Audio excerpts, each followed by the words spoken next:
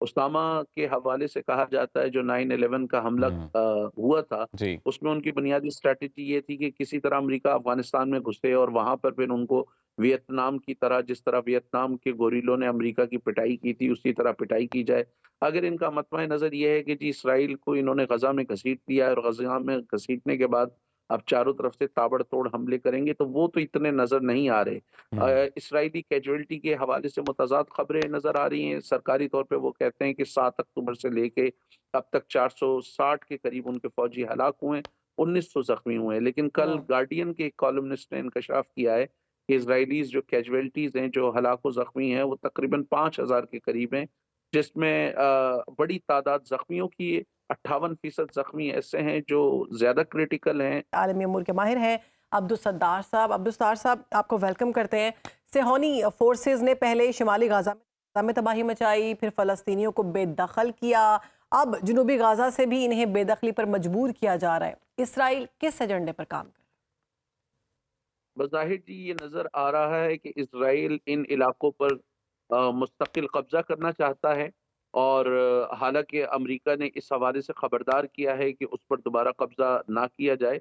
लेकिन ऐसा महसूस होता है कि इज़राइल वहाँ पर एक सिग्निफिकेंट मिलिट्री प्रेज़ेंस रखना चाहता है और हमास को ख़त्म करने का खाली एक बहाना है, क्योंकि फ्रांसीसी सदर और कई आलमी रहनुमा ये कह चुके हैं और बैनुल-अक़वामी मुबस्सिरीन भी कह रहे हैं कि अगर ये हमास को वाक़ई ख़त्म करने की बात करते हैं, तो ये 1-2 महीने, 1-2 साल की नहीं बल्कि मुमकिना तौर पे 10 साल या 20 साल या इससे भी ज़्यादा वक़्त लग जाए। हुँ, तो बज़ाहिर ये लगता है कि गज़ा के साहिली इलाकों में जो गैस के एक्सटेंसिव रिज़र्व्स हैं और उनका कुछ अंदाज़ा 1 ट्रिलियन क्यूबिक फ़ीट भी कहा जा रहा है कि ग़ालिबन इतना है। माज़ी में 2007 में भी इसराइल ने कोशिश की थी कि ब्रिटिश पेट्रोलियम के साथ मिलकर उन ज़खायर पे कब्ज़ा किया जाए और उन ज़खायर पे कोई जॉइंट वेंचर किया जाए। तो अभी भी ये लगता है कि बहाना बुनियादी तौर पे हमास का है, लेकिन सही। शायद उन कुदरती ज़राए पर कब्ज़ा करने का उनका प्रोग्राम है जो बैनुल-अक़वामी कानून के तहत फ़लस्तीनी अवाम के हैं और उनकी मिल्कियत फ़लस्तीनी अवाम की है। ठीक। अब्दुल सत्तार साहब ये कहिएगा कि इसराइल ने अक़वाम मुत्तहिदा को अब ये चैलेंज किया है कि 2 रियासती हल मुमकिन नहीं है, 2 रियासती हल से वो मुकर गए और उसको मानने से इनकार कर दिया। तो क्या आलमी बरादरी अब फ़लस्तीन के 2 रियासती हल पर अमल दरामद करा सकेगी? मेरा ख़्याल है कि 2 रियासती हल से निकलना बड़ा मुश्किल होगा और ज़रूरत इस अम्र की है कि फ़लस्तीनियों की तरफ भी जो ऐसी आवाज़ें हैं जो एक रियासती हल की बात करती हैं, उन आवाज़ों को पीछे धकेला जाए, क्योंकि 2 रियासती हल ही बुनियादी तौर पे ओस्लो एक्कॉर्ड का मतमय नज़र था। उसके अलावा यूरोपीय यूनियन, अमेरिका खुद और द बैनुल-अक़वामी बिरादरी 2 रियासती हल को मानती है। इसराइल के कहने से या ना कहने से फ़र्क नहीं पड़ता। बैनुल-अक़वामी बिरादरी इसको तस्लीम नहीं करेगी। खुद अमेरिका के लिए ये बड़ा मुश्किल होगा, क्योंकि अमेरिका खुद ही ये 2 रियासती हल का एक बहुत बड़ा अलमबरदार था और ओस्लो एकॉर्ड को फैसिलिटेट करने में अमेरिका ने बड़ा अहम रोल प्ले किया था। तो ये अमेरिका के लिए बहुत बड़ी एम्बैरेसमेंट होगी।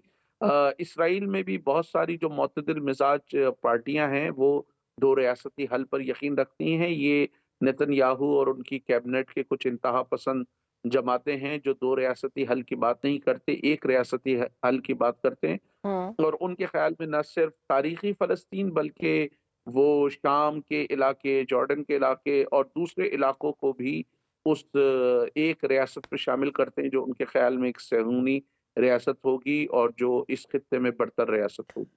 अब्दुल सत्तार साहब, अमेरिका ने सलामती काउंसिल की जो करारदादें थीं जंगबंदी के हवाले से, उनको 3 दफ़ा मौखर करने की कोशिश की, वीटो किया। अमरीकी जंगबंदी के खात्मे की बजाय इसे मुअत्तल करने पर अमेरिका क्यों हाँ। तूल बढ़ा रहा है और क्यों ज़ोर दे रहा है? क्योंकि अमेरिका का बुनियादी तौर पे ये ख़्याल है कि इसराइल को जो है वो राइट टू डिफेंड है जी। और वो अपने आप को डिफेंड कर सकता है। बुनियादी तौर पे इसीलिए वो चाह रहे हैं कि अमेरिका और इसराइल दोनों की ये ख्वाहिश है कि हमास को बिल्कुल ख़त्म किया जाए हुँ। और ग़ालिबन उनका ये मुस्तक़बिल में इम्कान है कि वहाँ पीएलओ या महमूद अब्बास की इंतज़ामिया को गज़ा का भी कंट्रोल दे दिया जाए। वो सूरत हाल फ़लस्तीनियों के लिए भी इंतहाई इम्तहान वाली एक सूरत हाल होगी, क्योंकि ऐसी सूरत में माज़ी में भी जब महमूद अब्बास के लोगों ने गज़ा पर कब्ज़ा करने की कोशिश की या वहाँ हुकूमत करने की कोशिश की, तो उसका नतीजा खाना जंगी निकला और फ़लस्तीनी आपस में ही लड़ पड़े, तो बज़ाहिर ये लगता है कि वो हमास को ख़त्म कर कर महमूद अब्बास या पीएलओ या दूसरे किसी ग्रुप को यहाँ लाना चाहते हैं, जो बड़ा मुश्किल होगा, क्योंकि 7 अक्टूबर के बाद हमास की मकबूलियत न सिर्फ गज़ा में ऊपर गई है, बल्कि वो वेस्ट बैंक में भी, तो जहाँ अब्दुल पर सत्तार महमूद साहब, अब्बास अभी हुकूमत कर रहे हैं। कंसिडरिंग द होल सिचुएशन, इस वक्त जो सूरत हाल है, आपको क्या आप प्रिडिक्ट करते हैं कि किस जानिब जाती हुई ये सारी सूरत हाल आपको नजर आती है? देखिए, एक तो ये मामला अब ये थोड़ा-सा वाज़ेह हो कि हमास बुनियादी तौर पे करना क्या चाहते हैं। जिस तरह उसामा के हवाले से कहा जाता है, जो 9/11 का हमला हम्म। हुआ था, जी। उसमें उनकी बुनियादी स्ट्रैटेजी ये थी कि किसी तरह अमेरिका अफ़गानिस्तान में घुसे और वहाँ पर फिर उनको वियतनाम की तरह, जिस तरह वियतनाम के गोरिल्लों ने अमेरिका की पिटाई की थी, उसी तरह पिटाई की जाए। अगर इनका मतवा नज़र ये है कि जी इसराइल को इन्होंने गज़ा में घसीट दिया है और गज़ा में घसीटने के बाद अब चारों तरफ से ताबड़तोड़ हमले करेंगे, तो वो तो इतने नज़र नहीं आ रहे। हम्म। इस्राएली कैजुअल्टी के हवाले से मुतज़ाद खबरें नज़र आ रही हैं। सरकारी तौर पे वो कहते हैं कि 7 अक्टूबर से लेके अब तक 460 के करीब उनके फ़ौजी हलाक हुए हैं, 1900 ज़ख्मी हुए हैं। लेकिन कल हाँ। गार्डियन के एक कॉलमनिस्ट ने इंकशाफ किया है कि इज़राइलीज़ जो कैजुअल्टीज़ हैं, जो हलाक व ज़ख्मी हैं, वो तकरीबन 5000 के करीब हैं, जिसमें बड़ी तादाद ज़ख्मियों की है। 58% ज़ख्मी ऐसे हैं जो ज़्यादा क्रिटिकल हैं और एक बड़ी तादाद ऐसे ज़ख्मियों की भी है जो उम्र भर के लिए अपाहज हो अब्दुल गए। सत्तार साहब, तो ठीक। आपको अगर इस इन जंग में कौन सी पार्टी स्ट्रांग पोजीशन में लगती है? आपको लगता है कि इस जंग के बाद इसराइल ज़्यादा एक्सपोज हुआ है, उसकी कमजोरियां दुनिया के सामने आई हैं? नहीं जी, देखें, ये रिवायती जंग में आप इसराइल को कभी शिकस्त नहीं दे सकते, क्योंकि रिवायती जंग में वो मिडल ईस्ट का सबसे ज़्यादा ताकतवर मुल्क है। उन्होंने 1948 में अरबों को शिकस्त दी, 1967 में सिक्स डे वॉर जो थी उसमें विद इन नो टाइम उन्होंने शाम की, इजिप्ट की और जॉर्डन की जो एयरफोर्स का जनाजा निकाल दिया। लेकिन अब्दुल सत्तार 70s साहब, जो में एक 70 उन्होंने एक माहौल सा क्रिएट किया हुआ था कि वो तो सुपर पावर हैं और बल्कि उससे भी ऊपर हैं और वो उनके पास तो तमाम जितने भी मतलब लड़ने मॉडर्न वाली वेपन्स। मॉडर्न वेपन्स हैं और मतलब वो कुछ भी कर सकते हैं। तो हमास ने एक दफ़ा उनको मुंह तोड़ जवाब देकर ये तो बता दिया है कि इतने भी वो पूरी दुनिया पर काबिज होने वाली कोई चीज़ नहीं है, उनमें सिर्फ एक चीज़ क्रिएट की गई थी। तो अब अगर हम बात करें हमास की, तो हमास के साथ मुज़ाकरात की बातें चल रही हैं इजरायली गवर्नमेंट की, तो क्या लगता है आपको मुज़ाकरात हो पाएंगे?